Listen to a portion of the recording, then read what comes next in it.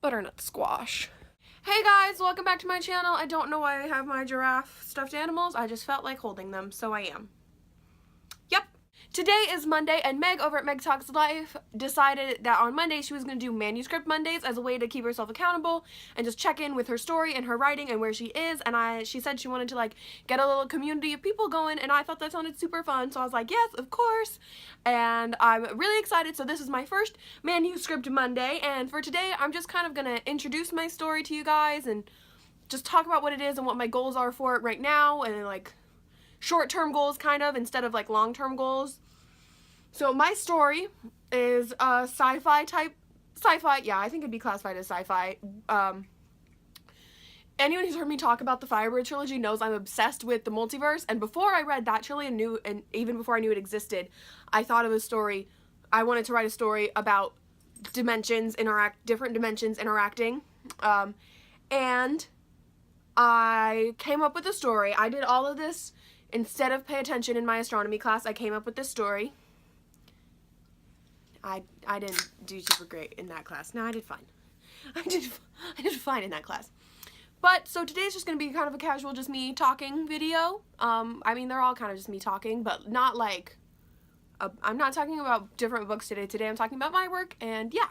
So my book is sci-fi about, a whole, like, basically an entire, like, I think there's like 200, 300 kids who get sent from a different dimension to our dimension, because their home dimension, I don't really know what to call it yet, so I'm calling it their home dimension, is in a horrific war, and it's just awful and brutal, and everyone was dying. So they call them the High Council.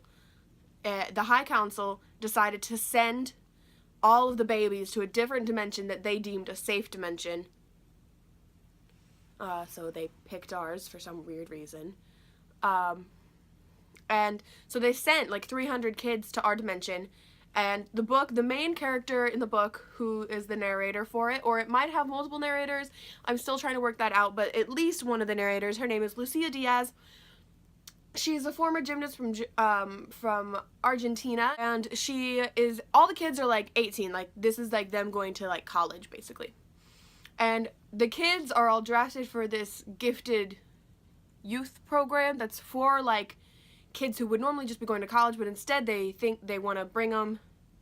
The kids are recruited for a program, so there's like 300 kids in this program that's basically like college but for geniuses, because all these kids, their dimension is much further along than ours, and they're much more intelligent than we are. In our dimension, kind of like they've evolved a little bit more than we have, so these kids, like in our dimension, they just seem like geniuses. So they were all recruited for this program, but it turns out that the program is people from their dimension who were sent to like take care of them. And then the book starts off with, it's all kind of a mess. I'll get more into that. It starts off when the school is attacked and 11 of the students are kidnapped, and then that is the inciting incident of the book. And it starts with that just because I really like books that just start with the first like big thing that happens. I think those are really interesting, so I wanted to write one like that. So it starts off with a bunch of kids getting kidnapped, and then the rest of the kids are forced to like figure out like what is going on, why did this happen, why, and there's a lot of like a lot of confusion, and they've already been at the school for I think 2 or 3 months. 3 months I think is what I decided. I really should have all of my like little notebooks with me, but I don't. I just have giraffes and a drink.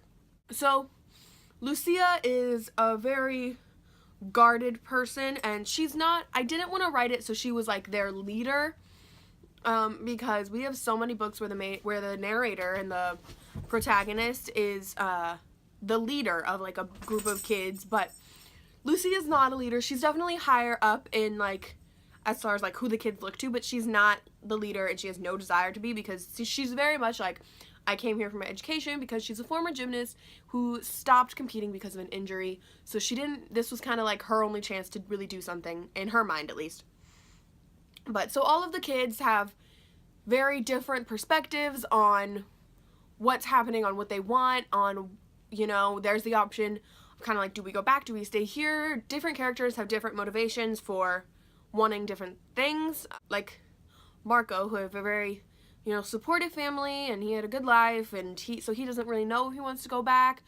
And then there's characters like Katya, who had this amazing family, but going there could save her life because Katya has some medical things.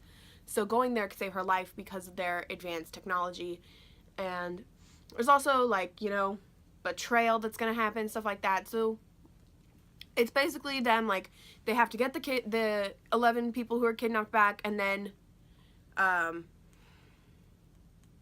after they get their fellow, like, students back, they have to figure out, you know, there's kind of going to be a point of what comes next, and then something's going to force them to choose. I don't want to go too much into it, just because then when I change things. Yeah. My long-term goals for this, obviously, would be, like, amazing to have it published one day, but it's all still very messy and in the air and still jumbled around in my head. So for now, it's also writing this is doubling as my senior project for school. So I have to have first draft done by May 5th. So that's my current goal, is just getting a first draft done. I want it to be minimum of 300 pages is my goal for the first draft, and then it'll change and vary from there. It could be, honestly, a very long book, but whatever. I like long books, so I don't care.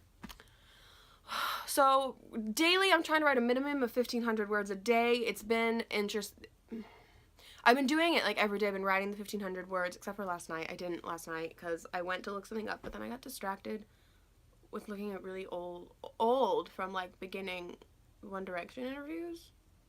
I don't really know how I got there, but I did, and then it was 1 o'clock, so I was like, okay, need to go to bed. Minimum of 1,500 words a day, but then I'll, like, change my mind about something. Or first day, I wrote almost 3,000 words on my first day because I was just so motivated and all this, but then I realized I had the wrong character get kidnapped, and it was really important for the rest of the plot that character was kidnapped.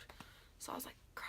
So then I had to rewrite all that and make it so the other character who was supposed to be kidnapped was kidnapped, and change a bunch of other stuff, and I was just, darn. Right now I'm just trying to get this, like, first draft done, and then once I have the first draft, I can really look at the plot and, like, cleaning up the plot and cleaning up everything and really elevating the language that I use and trying to make it not just writing, but, like, beautiful. I want it to be good writing, not just okay writing. So my first draft, because there'll be many drafts, but the first draft is just kind of getting it out of my head and on paper or on my laptop so that I can see it and I can see the issues better. Because once all my ideas are, like, fleshed out and actually on paper, it'll be easier to see what I need to change, and, you know, if there are characters that I, like, not writing the way I want them to, or if they're coming across the way I need them to. And it'll be a lot of sending things to my friends and asking them to read it and what their opinions are on characters. I hope you guys enjoyed this video. You guys should definitely check out Meg's channel and her Manuscript Mondays, because her story sounds really cool, and just the rest of her channel, I adore her channel. So, and she created this, so if you have a story that you're writing and you'd be interested in doing this as well, like, go and let Meg know. I will see you guys on Wednesday for Top 5 Wednesday, which I'm about to film right after this, so I'll be wearing this and sitting just like this. Yeah! Okay, I hope you guys have an awesome couple of days. Read a good book. Mwah!